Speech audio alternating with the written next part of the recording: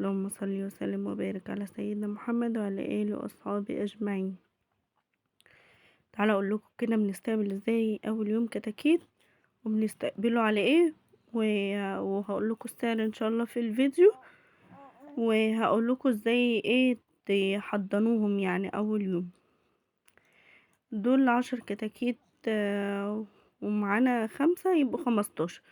وهقول لكم برضو الساسو برضو كنا بحضنه ازاي، اقول لكم سعر الابيض والساسو كمان. لا حول ولا قوه الا بالله العلي العظيم. حطي لايك واشتركي في القناه عشان يوصلك كل جديد، وهقول لكم على الخلطات ان شاء الله الايام اللي جايه. بس انا مش بحط خلطات الا بعد اسبوع، يعدي اسبوع كده او 10 ايام، بعد كده ببدا ايه احط لهم بقى خميره وخلطات ومش عارفه ايه. انا بس مبدئيا اقول لكم انا عملت ازاي كده. حضنتهم فين؟ انا حضنتهم في الكرتونه جوه عشان البلكونه يعني وكده ما تجيلهمش برد، عشان الجو اليومين دول برد، ما اصلا سعرهم غالي اليومين دول، فالحمد لله يا رب العالمين.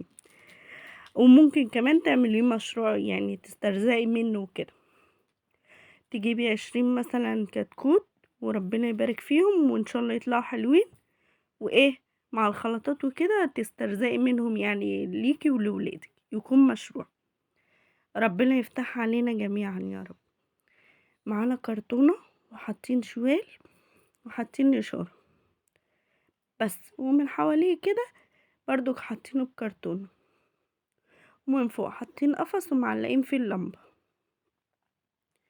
دي لمبة ايه؟ لمبة 200. انا كنت حاطة 100 ولقيتهم ايه بردانين وملمومين على بعض، فانا رحت مزودة لهم لمبة.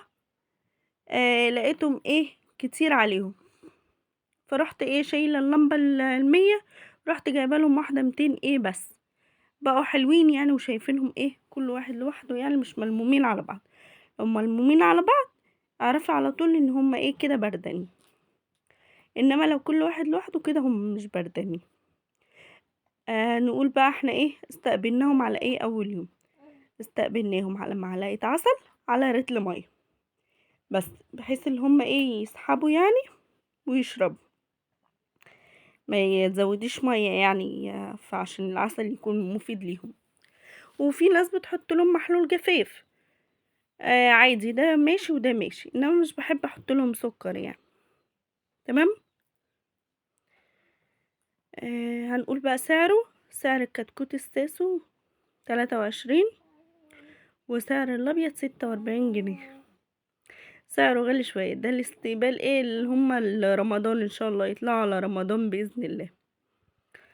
بس فانتي الحقي جيبيه بقى دلوقتي عشان يطلع على رمضان، وبعد اسبوع ان شاء الله اقول لكم على الخلطة.